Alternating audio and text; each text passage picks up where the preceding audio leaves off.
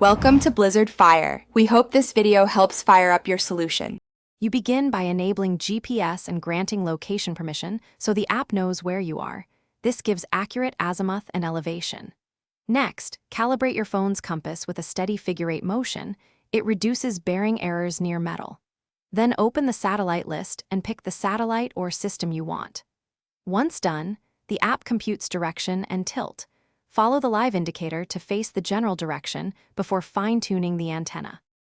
Now you focus on precise alignment. Read the azimuth and elevation values and adjust the antenna's horizontal and vertical angles accordingly. Then switch to the augmented reality overlay to visually confirm the satellite's path against the sky. This helps when landmarks obscure sightlines. While moving the dish, keep an eye on the real-time signal strength meter and make tiny, deliberate corrections.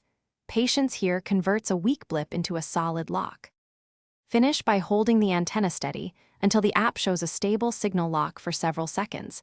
Then save the location and satellite profile so you can reuse settings later. Make sure cabling and LNB power are connected correctly.